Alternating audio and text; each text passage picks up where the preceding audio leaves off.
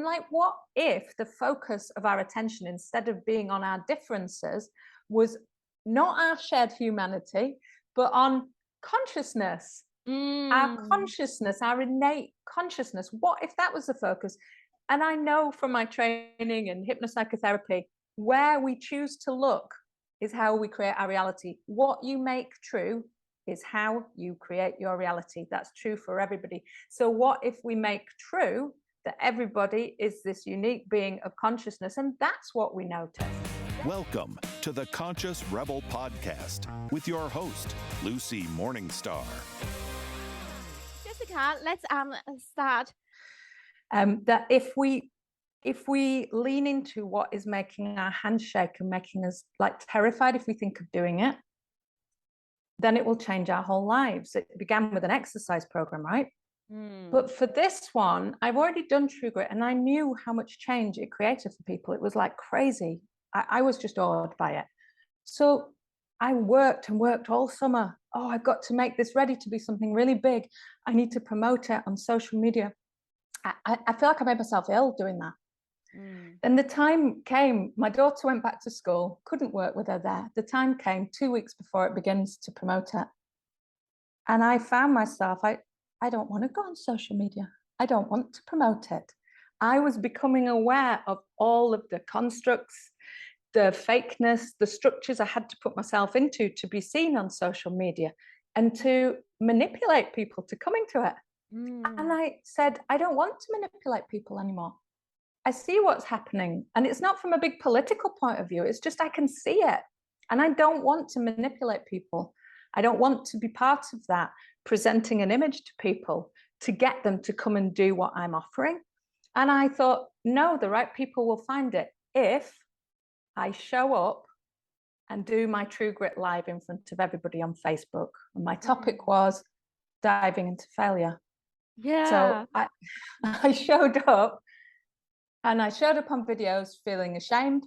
I showed up like, where I died, where I was like, I don't know what to say here. There's some like shame coming up. And I did it on videos so people could see I'm willing to go there. It's okay. I'm not dying, literally. You can go there too. And like, it worked. People saw, and I didn't explain it, but they thought, I want that. I don't want to be afraid anymore. And that's how I did it. Yeah, okay. So many interesting things I want to ask you about. Like, first, I really resonate with what you say about, I want to show up on social media, show up as this kind of type, show up as this and get my things out there so then I can attract people to join my program or buy my stuff. And I've even done business courses, right? There's some business course before they teach you, you need to go on stories and be really loud, like make noise and be really loud and just, take people to your studio every day, and show them what you're working on. And it's like presenting yourself as like, you have to imagine you have an alternate ego that is like this way, and then you step into it and then promote your business and yourself and your brand that way. It's so exhausting. Yeah. And I'm the same. I know loads about business. I've done it for years. I know loads about social media, and I say I've done it for years. I've done it enough to look like I was ticking the boxes and trying, but not enough to make a difference to my business. People have always just found me. Yes. Not through that, but exactly. I insist on using it to do this. That's so interesting. Like when I try to, push hard and chase this, like none of my customers who commission me a painting or who buys my original work, how they're not even on social media. I don't even know how they found me. So it's so interesting. And at the same time, you think, oh, I need to do this. I need to get, 100K followers, 100, whatever. But that's not true, So I've also, I read your email about that. You wrote an email about that.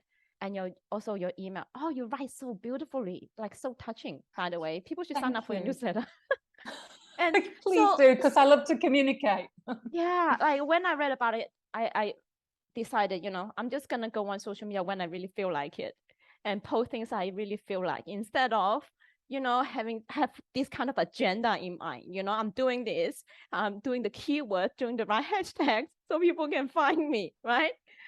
The chasing energy doesn't work. It doesn't feel good. And you know what? I just honestly don't think it works for people like us. And I'm not in a big load of judgment about it. One of the things in my life is that as much as possible, and I don't try about this, I don't judge. I'm interested in everything, but I honestly think that there is a set of people who this will never work for, and they don't want it to work. They are unwilling to manipulate people. And that's such a lovely thing, that we are unwilling to manipulate people. And I know that if you're a spiritual person, artistic, creative person in your own business, it's so hard, and you feel like you're not doing well enough, you're not good enough for not being able to manipulate better. And it's like, well, wait a minute, this is crazy. You're a kind, generous person, and you really want to share. And that's another thing that I realized. It's like I did access consciousness for quite a few years, and I still really think that is one of the most amazing cutting edge things ever about pushing the boundaries of consciousness. But there's a lot about money in that, and I know I've made myself really wrong for not caring about money. It's like, yeah, I know we have to live. I'm always going on about my daughter's school fees because we've moved to Montenegro from the UK, and we've had to spend more money than we would in the UK. At the same time as I've quit my job, my husband's part-time. And it's like, really, this is a grand experiment, because the work I'm doing for True Grit, I'm doing for free. It has to be a giving. And there's a man called, I don't know if you're familiar with him, but I highly recommend that you read some of his stuff. He's called Buckminster Fuller, which is such a cool name. It is a very unusual name. I think it's his last two names. I think he has a first name, but his friends called him Bucky. So he was going to commit suicide in the late 1920s because he thought his life was dissolute. Very intelligent man. And instead of committing suicide, he decided that would be the most selfish act, because all of his knowledge would be lost to humanity. So he decided to commit egocide. And he said, okay, I'm just going to serve the planet, and all of my inventions, he was an engineer, are going to be created for the betterment of mankind. And he decided to document his whole life. And there's a book called Guinea Pig Bee. And I read the book and I thought, this is me.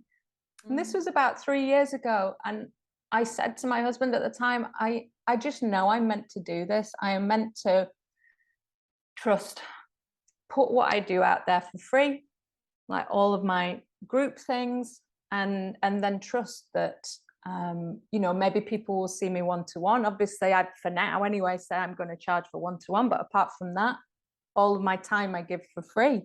And I just have this strong sense that I will be supported. I've never created money in the way they say you have to create money in this reality by working and money shows up. Even with my clients, hypnopsychotherapy clients, I very often forget to ask them for money, and sometimes they have to remind me, because I don't see a connection between my service and money. The money is to do with them.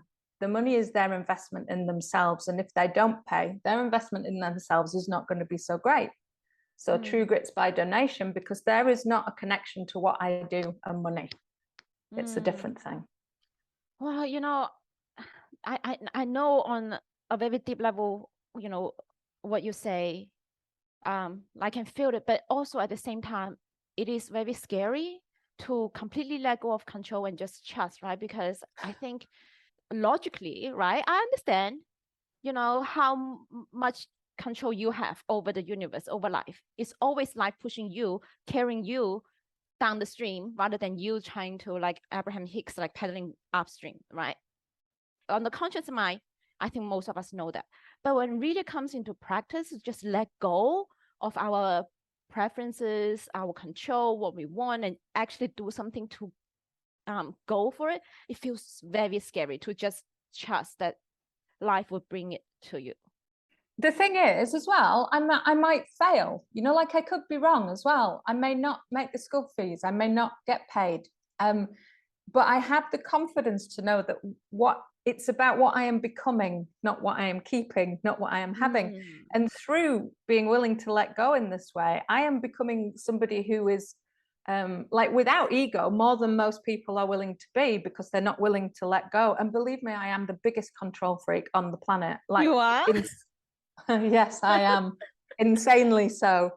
And it takes those videos that I do, when I begin them, that is what I'm asking people to do. It feels like I'm going to die. Really? Yes, when I'm about to, like when I was about to begin showing up for True Grit, and I was doing the lives, which I did on my personal Facebook.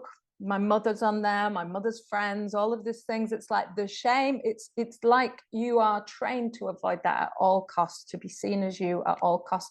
I'm a massive control freak, but I believe anybody can do what I'm doing from this space of curiosity and experiment and lightness. If I start getting heavy about it, it won't work. And sometimes I do get heavy about it, you know, and then I'm like, okay, I'm losing this energy now. I'm not in this space of, there was a film, Bagger Vance, where he gets into the zone. I recommend that film as well to watch, about this space. There's a space where you hold lightly to everything, and being in that space, you can free fall, you can choose, and you can choose again. So even if I fail, I can do something else, and what I choose may be something different next time. We have this final image of failure, like, and it will be different for every person. And I don't know what yours is, Lucy. See if we can get to it while I'm talking. I think for me, there was a picture in the back of my mind that I wasn't conscious of, that's like me being a tramp on the street, or me and my daughter and my husband having to beg people for somewhere to live and being homeless. And I think that is like as extreme as it gets. But that image controls you. And I have many talents. If what I'm choosing fails, it can't fail because I'm becoming something, then I can choose again, and we all can. So we can all experiment in this way. Yeah, I think that horrible image is also at the back of my mind. Yeah, and I honestly believe it's a program. Tell me, like tell us what True Grit is. I don't think I can say definitively what it is, and I love that I can explore. For me, I joke about this, that like people might say I'm spiritual.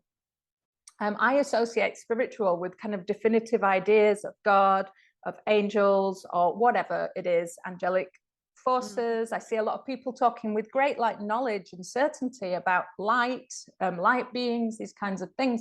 For me, I think this is a vast universe. Even to define what you're experiencing that much is limiting it. So I know that I was kneeling on the floor down there one morning, and I'd been to see a coach to help me get my business there out into the world. And it was like my whole body was shaking like this when I was talking to her. And I thought, what the hell is going on here? And she was promising me that she could make my business massive. She'd worked with all the greats, and I had the money to pay her. And it took me a little while to realize that actually I had to let go of that. And I was like, right, well, what do I do then? I'm just going to be a failure if I can't find the right person to help me. And as I knelt there, it was like a knowing just dropped into me. Right, you're doing this exercise program, aren't you, starting tomorrow? You know you're not going to succeed at it, right? Because you never do. You always just commit to something and you make sure you've got your back doors. So all you need to do is put it out on Facebook that you're doing it, share what you're doing, and list accountability, public support. That's it. And I was like, I've spent all this money on my website, my business, and I'm just going to show up in this half-baked manner the day before and start some challenge. It was utterly horrifying to me. But I knew I had to do it it was like I could not argue with it. And true grit is like that. People are finding like I talked to somebody last night and we were talking about how to get to what the true grit topic is. And she said, oh, when I think about doing lives, oh God. I said, yeah, that's it. There you are. And it's simple. And true grit is the willingness. So I thought your comment was funny in the group when I said, he who bathes, it could be he or she, he who bathes in cold water willingly does not feel the cold. And that's what we're choosing. We're not letting life happen to us. We are choosing it and continuing choosing for 28 days, being present with people, being accountable. That's true grit. We don't give up anymore. We keep going. So in a very simple way to describe it, is true grit a commitment to do one certain thing for a certain period of time? Like That's a good question. So a traditional challenge in this reality, and by this reality, I mean consensus reality, the reality we all agree on, it would be about do something and get a result at the end of it. Mm. So like you're thinking about doing exercise. I did an exercise challenge last time. And no, it's a really special multidimensional space. So even if it doesn't matter what you do, whether it's an exercise challenge, what happens is things come up. So you'll do a week of exercise challenge, you'll feel amazing. And then the week after you'll be like, why am I doing this? I can't remember. Oh, I'm really interested in that over there. That's so, maybe I should do that now. I've got all I need out of this. I don't need to keep going. And it's like, be present with that. And I would say, maybe your challenge changes. Eleanor, who did it last time, she started running every day. By the end of her challenge, she realized her challenge was to stop running. Oh. How long is the challenge? It's 28 days. So she realized what would create the most in her life, how she could actually face what she wasn't willing to be, was to let go of control and stop running. For some people, it will be installing some control. It was for me to show up every single day and do it, but it's different for every person. Mm-hmm. All right. So, okay, just coming to a very 3D level of explaining. True grit is like a challenge to commit to doing something for a certain period of time. Like that's like very simplified explanation, right? Yeah, and I can't give that explanation. It can be. It can be that if you're somebody who is unwilling to commit to doing the same action again and again, which was true of me, I was unwilling to do it. It was terrifying to me to show up every day doing the same action. Yes, it is. Go on. Just the last thing is, but if you are somebody who rigidly controls every element of your life, your challenge will end up being, whether you try it or not, to let go of control. Oh, okay. To let go of control. Wow. So you still commit to something like letting go of control. In a way, then that is also some kind of control, isn't it? No, and it's the opposite. Okay, so we can't have a 3D conversation about this, in fact, and I know it's frustrating, and I think this is why my promotion of it has been for people to watch me, not to explain what it is, because if I explain what it is, you get people who want to do an exercise challenge. Commitment is letting go of control. True commitment. It does not matter. So I will give you a simple answer. Okay. Whatever in your life you are avoiding or distracting yourself from, and when you go to face it, it makes your hands shake and you kind of get that physical fight or flight. If you commit to changing it, right? And you say, no matter what, I'm changing this, okay? And that could show up as an exercise challenge, whatever. You just have to commit to changing that no matter what shows up. The commitment is all that's required. When you commit, you're actually letting go of control. You're going, I'm not going to revisit this decision. I'm not going to think about it. I'm not going to try and manipulate what I'm doing. I am just committing, and that's it. Door closed, book shut. I'm not revisiting that. For the next 28 days, I am committing to changing this. Okay, so it's a commitment to something. Can we say that? The commitment to something. No, I don't think so. I thought you might say and I no. guess no, and I think that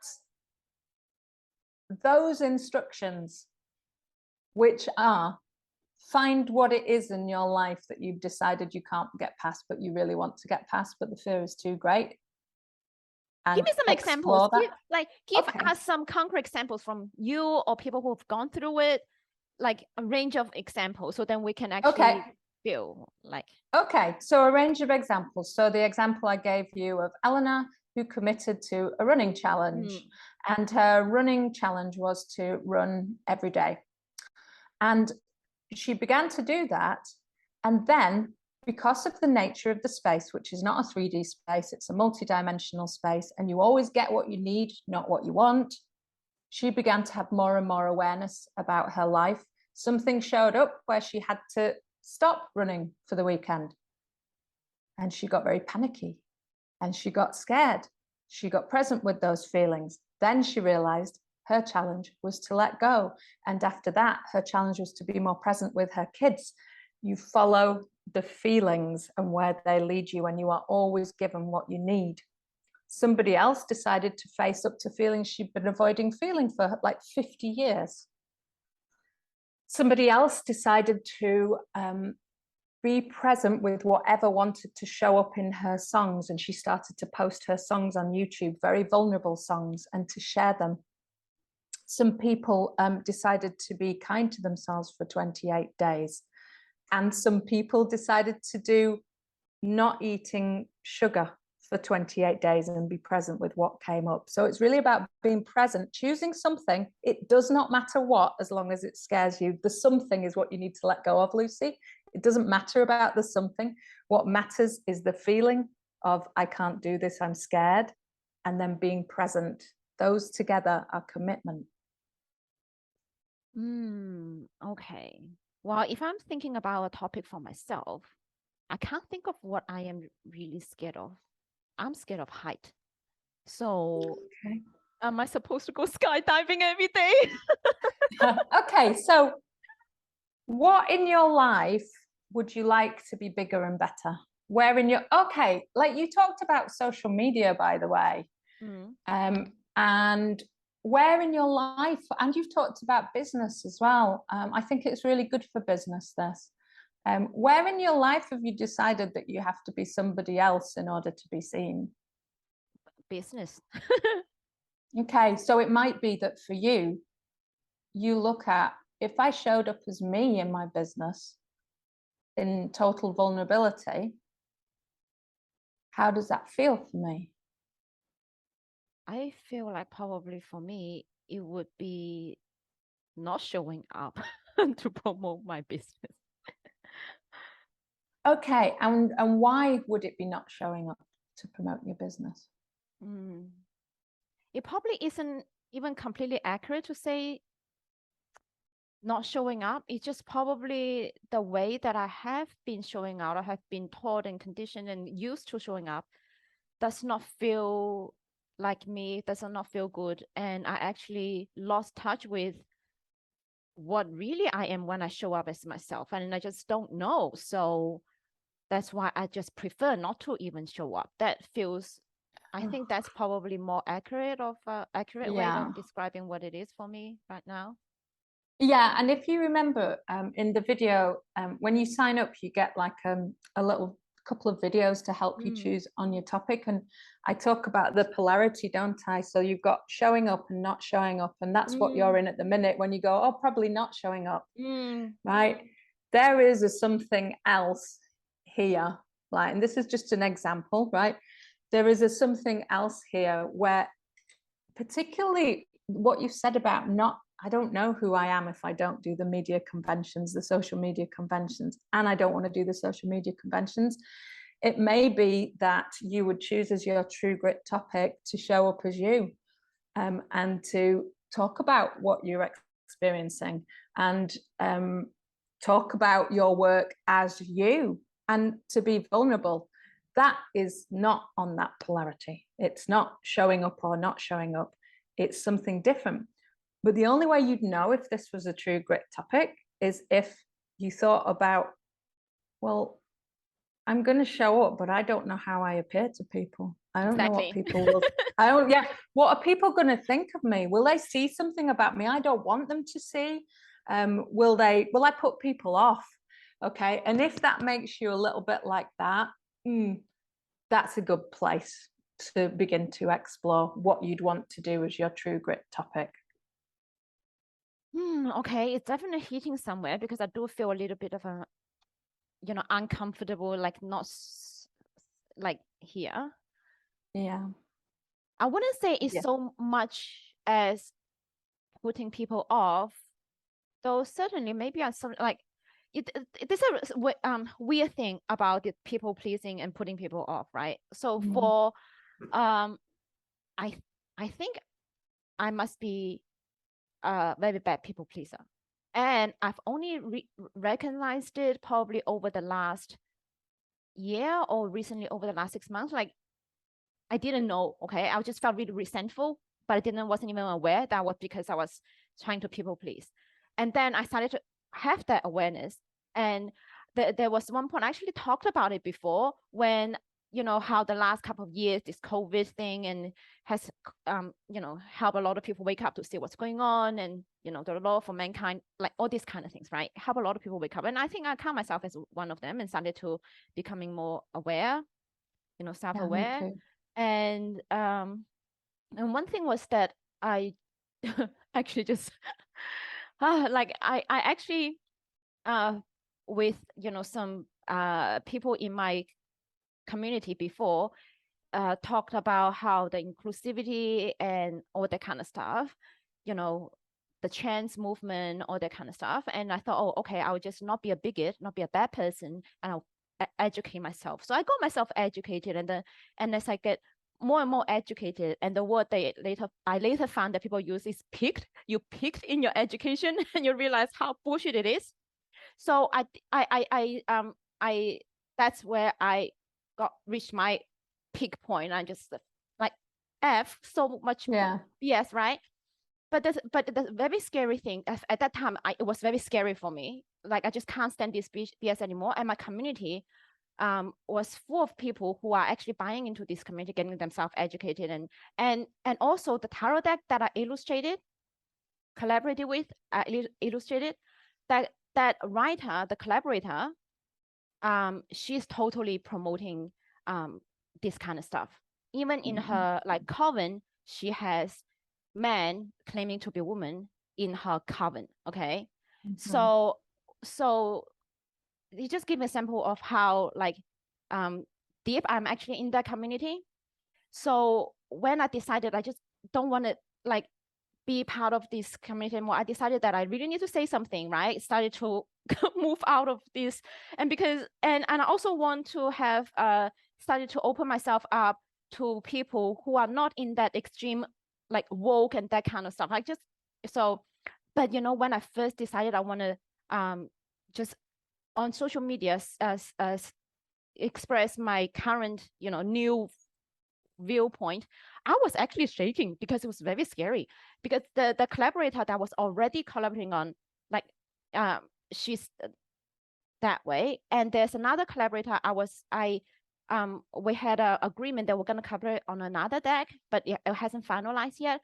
She's also in that camp. Okay, and I have people who've asked me to buy my prints. They're all in that camp. So like it was very scary at first, and I was shaking when I decided, but that's when I decided, okay, I am so scared. Clearly, I am a very bad people pleaser. I was actually physically shaking.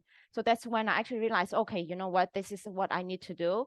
I need to, really publicly announce, not really announce, I just say men can't be women. They're mentally ill if they think they are. And that's when, things started to roll since then. I make that post. The collaborators, the deck that I illustrated, she want to remove my name from the deck, and yeah, all that kind of things. So that was when I realized I was really, for me, actually, I felt like, okay, I will congratulate myself, because I kind of, the people pleasing, a big part of my people pleasing has diminished. Like it's not completely gone, my people pleasing tendencies, but I feel like a big part has been has died at least. But I know I still have, I still have a lot of that people pleasing in me. That's a perfect example of true grit, and it's amazing. And also, I know you said so many times you're a bad people pleaser, but it's not people pleasing. This is how society works. We all have to agree with the consensus. You're not a people pleaser. You've done a really courageous act by speaking about before I what you spoke up, see. before I spoke up. Yeah. You're like the little boy in the emperor's new clothes. And we have a lot of examples of people. I know people who they see the manipulation that's going on right now, and they've chosen to go back to sleep rather than do what you've done. So I just want to acknowledge you for doing what you did. Thank you. It's an easier thing to do. It is a much easier thing to do, isn't it? I don't think so. I think in some it is and it isn't. It's that initial, and I think this is what true grit's about. It's that initial velocity speed you need to build up to push through it. But I also want to say the thing I found interesting about true grit that I really love is, and you may not have picked up on this, but you might begin to notice it. There is no need for identity in it. It's each person's connection and responsibility to themselves. They don't need to argue or disagree with anything in order to be them. You can just be you without disagreeing. So it doesn't matter whether you are black, white, whatever all the different identity and gender identity terms are now. People just show up as a being. Yeah. We don't have to know their correct title, their pronoun. Yes, in fact, we don't even use them. Yeah, in fact, it's the people who they care so much about identity and have to declare the identity, have to make their pronouns known and force everyone to say the correct pronouns because they are lost. Like I'll never have to tell anyone I'm a woman. For me, whether they're lost or they're not lost, and this is just me, I'm gonna just allow them that. The way that I exist is I choose for me. I don't choose to put my pronoun, and I've got to be honest, I don't understand a lot of it either. It's left me behind, or I've gone ahead. I don't know, but I just don't see it, and I don't enter into it, and it's absolutely their choice. And some people may think I should be taking a greater responsibility for the way that the world is going and standing up and saying something against. But you see, I have that polarity model, and I believe if we are willing to be all of us, any fight is or any against is actually unnecessary. We can be the space of I actually don't get pronouns without saying a word to anybody. And the people who are using pronouns and are really focused on identity will see you shining and being you without any need for identity. And I have a similar story about a time when this was back in England, and I was at a school party or something like this. And I talked to somebody about, I said, I'm looking forward to the day when we don't have race. There's a big problem with this. I would be called colorblind then.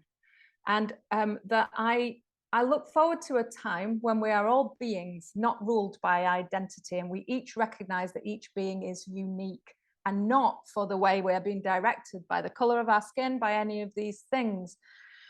And she said, well, that's completely undermining everybody's identity. You can't do that. You can't have that. I mean, she thought I was a complete freak. But then I talked to my friend here, Talia, who's from the Netherlands. And she said, in the Netherlands, when I was growing up, we were in and out of each other's houses. There were Muslim families, there were African families of African origin, and all these different cultures. And we all just really enjoyed it. And where I live now in Bosnia, Sarajevo, we went there last year, all these cultures mixed without a focus on the difference until the war, right? But it's possible. We're beings. what we call ourselves, what our religion is, that's just something we're doing and something we happen to have this lifetime. You know, unique beings is what's important. Yeah. You see this narrative going on, and they will say, oh, you don't see, especially to white people, they will say, you don't see color, that's because you're privileged, right? And it's very much like in Australia. I think in America they have the black and white, and then in Australia it's the Aboriginals. So it's the same, basically, like you just see the same narrative played with a little bit different, content, change the labels. So, but if you so I when I grew up in China, in mainland, when I was a kid, I was born there, grew up there until I was teenager. There was no so-called diversity. Everyone is like from the same ethnic group. Even though China is made up of 56 different ethnic groups, they call the minority are in other cities. Like in the big city where I live in Canton, it was just like one ethnic group, and so no one actually noticed difference. Well, I also live in the same compound by what is now Sinopec, right? The big company, and all your parents work for the same company. So you're basically just a community where everyone's like very much the same.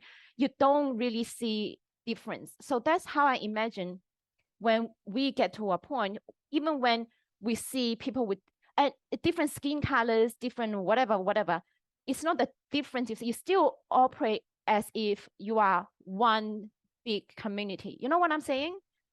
Like, so when I was, if I look back, usually when someone else, like if you have like an ethnic group from like one of the minority ethnic come, you will single them out and you will be like shocked, and also when you see a foreigner, right?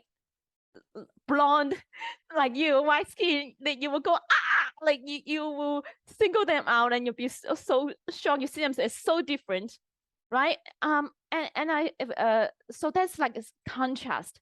Like I think imagine for us, no matter skin color, culture background, whatever, just see everyone as one big community. Like when I was growing up, like the big compound community, everyone just like in and out of each other's homes, like that would be like really beautiful. And when something they have, like for us with a different culture, Aboriginal culture, whatever culture, it's not that you because this diversity, inclusion and thing, in one way I feel like it's a tool to actually destroy the culture diversity, the culture appropriate, the narrative.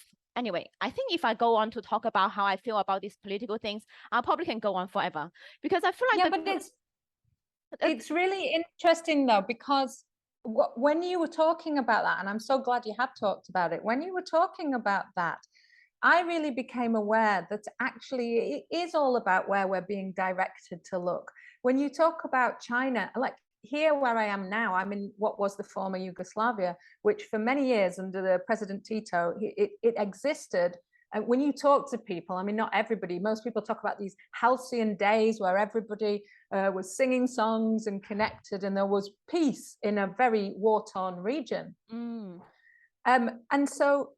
And then it all fell apart. But for that time, the focus was their shared goal of communism, right? I'm not commenting on how well it worked, and possibly the same in China, we're united under these shared beliefs. And like, what if the focus of our attention, instead of being on our differences, was not our shared humanity, but on consciousness, our consciousness, our innate consciousness? What if that was the focus? And I know from my training in hypnopsychotherapy, where we choose to look is how we create our reality. What you make true is how you create your reality. That's true for everybody. So what if we make true that everybody is this unique being of consciousness, and that's what we notice? Then how we see people will change. It existed in South Africa, the same. I visited South Africa. People's stereotypes and perceptions created their reality, and we can change them. We don't have to be stuck with them, and we don't have to be stuck with the black-white polarity either.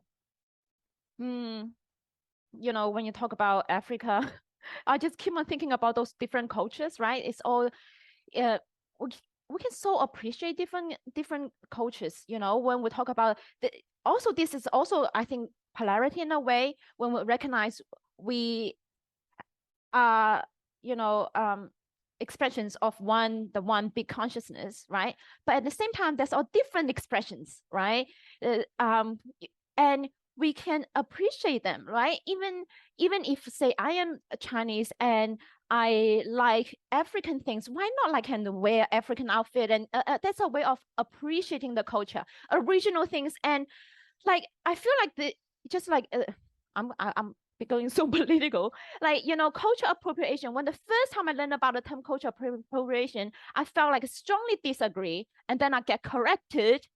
Like, what culture appropriation talk about? If I like Japanese stuff, if I like African stuff or South American stuff, like, I want to wear this and wear that and whatever, adorn myself in it. It's appreciating the culture. And you're saying, it's like, people saying it's a culture appropriation. And I actually had an argument with another white ally, and I say, look, if you know, white people singing singing Japanese music or wearing you know, Chinese qipao, or what is the Japanese kimono, right? Kimono, Then yeah. My daughter has a one. culture appropriation and it's bad. Well, how about like in China, in all the other ethnic non-white cultures, they all now play violin, piano, or whatever music. Well, are they appropriating the white culture then? And then she said, well, only when the minority, only when the majority, strong big group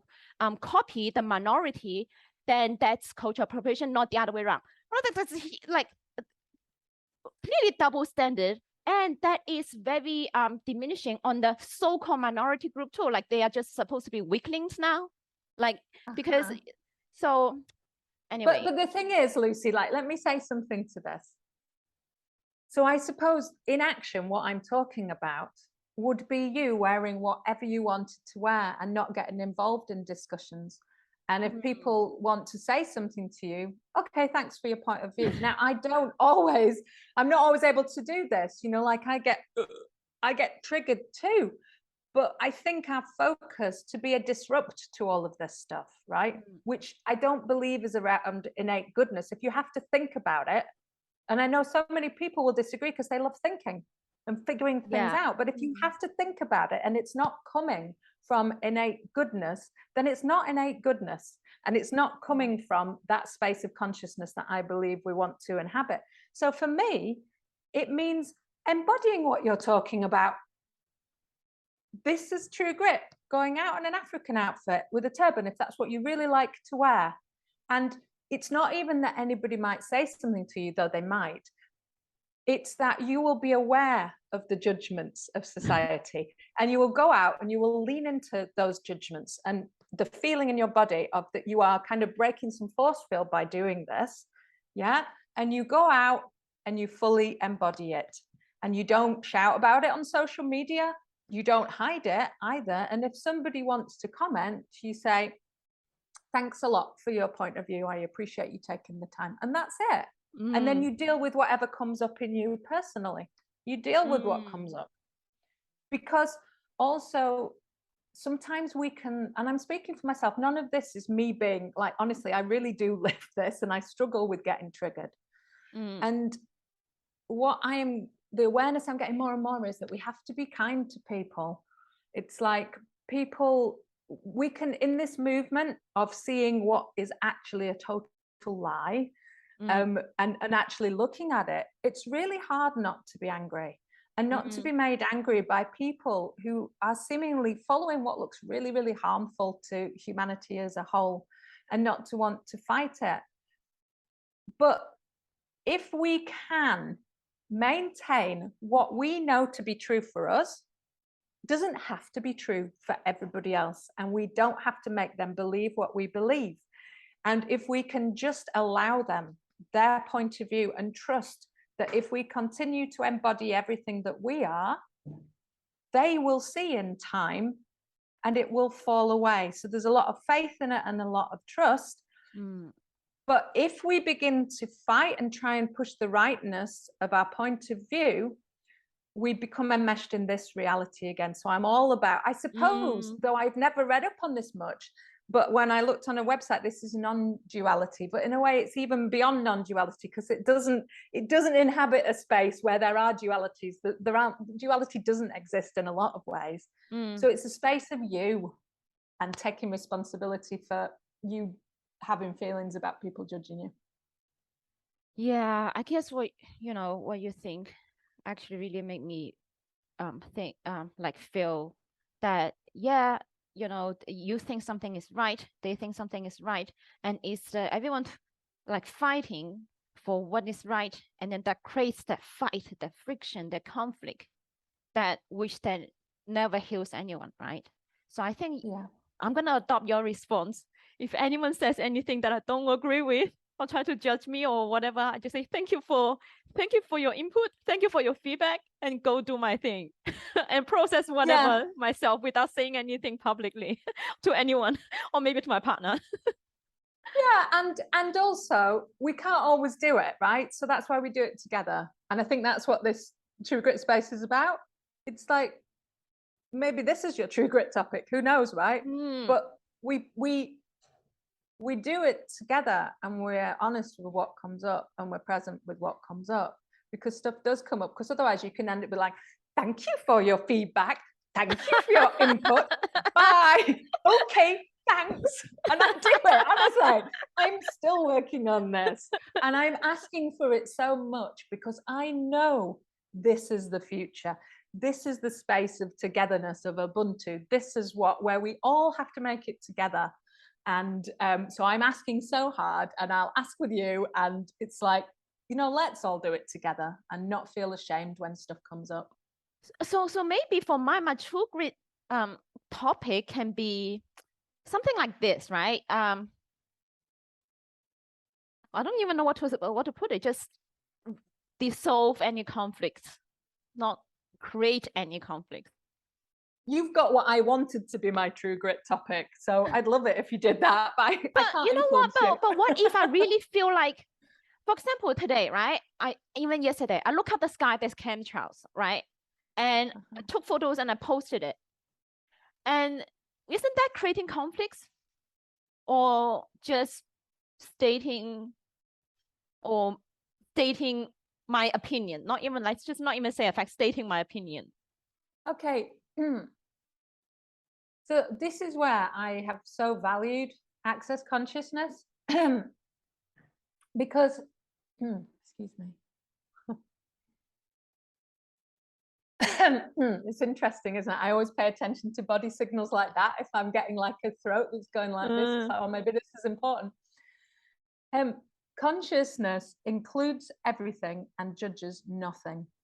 Now, if you can just be present with everything, and see, I'm already aware of consensus reality's judgment about my unwillingness to judge. If you can notice the chemtrails and you could be like, okay, that's interesting. I wonder what will create the most here. And check it out. Does posting a picture create more? And you'll know in your body if it does. If you, as you're posting it, you've got like, it probably won't create more. But if you've got some artistic curiosity about it as you're posting it, the picture will have a different effect. Does that make sense? Yeah, I think what I feel like when I took pictures and posted, if I tune into yesterday and today when I feel it, I don't feel like anger or anything. I just feel like very matter of factly, more people should know about this. It's happening. Just like how when I talk to my mom, I say, you need to look at the sky. The clouds are not normal. Just look up when it's not raining. So it's only when my mom's saying, and nah, they can't do that, then I start to get passionate and started telling her all the things. Like when I think about it now, I feel like, when is she gonna I actually feel curious and looking forward to when she's gonna start seeing the pattern. First off, I just want to notice that you have a point of view about what your mother thinks when she's going to think your way. Yes. And it's like my way is to allow her to have her own points of view. For my mum, she has her points of view. She doesn't really want to look at my points of view. And I let her have her points of view. And I allow her that, and I live, but I don't look at the sky and notice chemtrails. Now, it could be because I live in Montenegro and it's a very clean, beautiful place. And I think what we focus on, we create more of. Again, so many people will disagree with me in this. There are so many things we could be looking at that, for me, also, the planet, I have a sense, can shake us off anytime she chooses. I believe in the power of this planet. And I also believe in a much, much bigger picture than just this time. And I focus on that rather than, if I have the feeling in my body of anger, of fight, of trying to control other people, even by seemingly a good thing, getting them to see the injustice that's happening. If it has that feeling in me of I want to control somebody else, for me, I'm not in consciousness. So, and it's not that I don't do it at times, right? But that's my way of being. If that feeling is present where I'm trying to control outcomes and results, and I think little me has to do something to solve this problem and to change it, like, for me, that doesn't create more. But sharing that everybody has power, like, and maybe you are the one to share it. It's not at all for me to say what's right for you. You have to check in for yourself. But me empowering people by whatever means, by just being me, I believe the world will change much, much faster if everybody feels they have the power to follow their knowing. For me, that's more important than looking at externals and thinking how to change them. I think if everybody wakes up to the fact that their leader is within, then everybody will know exactly what to do to change this mess, and it will happen so fast you wouldn't believe it. Okay, well, again, for some people, it might be raising awareness, right? Because I know there are people who just, there's some very spiritual beings, humans, like they would just sit in group and meditate and hold the light for Earth and all beings. And that's very powerful. And on a more mundane kind of level, there are people like, Dane, for example, from Geoengineering Watch. He just, like, he's full on raising awareness on this issue. So don't we not need people on every different level to do their role? Yes, we absolutely do. And what I'm saying is only subtly different from what you're saying. I am saying that this is what everything I'm doing is about, that each person has something that brings them passion and joy and aliveness. That's and what you're saying. I don't know the man you're talking about. Is it Dane? Yeah. And for him, like, if he's so inspiring, that's what brings him alive to share this, and the enthusiasm and the joy he has for it. He's the man. Then he's the man to do it. Okay. But I want everybody to look at what they are uniquely here to share, which comes from, what is it that makes your heart sing? And for most of us, it's something we've buried. And this is why I'm doing what I do. They've buried it because they feel like they can't have it, or somebody has to suffer, or really it's not safe to show how simple and happy life can be. We have to struggle, we have to fight, we have to force change. If everybody woke up to their unique capabilities, we don't have to worry about what Joe over there is doing and Sam over there is doing. We can trust that consciousness has us on the right path. And if we, everywhere we go, share what brings us joy and enthusiasm without going, oh, it's only art. Oh, well, I'm not changing things, if they actually recognize that when they're doing what brings them joy and enthusiasm, they are being the change that is required. Okay. And then everything exists. Raising awareness can exist. It's all unique. It's not me telling anybody what to do. If that, I believe the energy is, does it bring me joy and enthusiasm? I think a lot of things bring me joy and enthusiasm, a range of many different things. Yeah, great. And yeah, but you're saying it like, so which one? It's like maybe that's totally cool as well. But if there's an area where like I'm the same, and many of us who are this way are the same. We're like polymaths. We can write a book, we can draw a picture, we can do a video, we can create, we can do all of these things. And I often said, my sister's an artist, and I often said, I wish I was like her and I had one clear way, one clear path to serve, which is, I think, what a lot of us want, is to serve in the best way that we can to make the world a better place. Then I'd be happy. And it is true that there probably is some way where all of these things come together so that you're not separating and splitting yourself off in many directions. And that's what I have dedicated my life to finding out. Where do all of my talents and capabilities come together? And I still want to bring more together. Maybe they're not meant to be one thing together. So it's not necessarily a thing, because I believe I've found it. It's a way of being where all of us is present.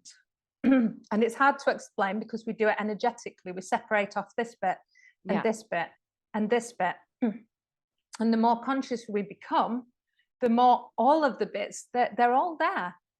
We don't have to, the same way we don't have to argue. We don't have to go, this is what I'm doing now. Oh, this is my focus now.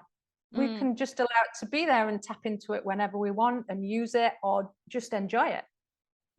Well, I don't know why, it just makes me think of I'm breathing, I am breathing and my heart's beating at the same time. It's not like I have to focus on just one. Yeah, exactly. Wow. Thank you for that. That is so beautiful. Yeah.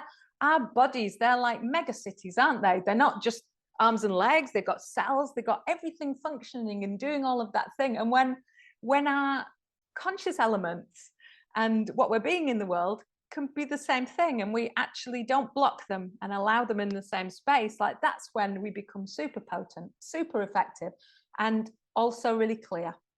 I think this is leading to closer to my true great topic. I'm gonna explore more about this, because the physical exercise, is an easy one.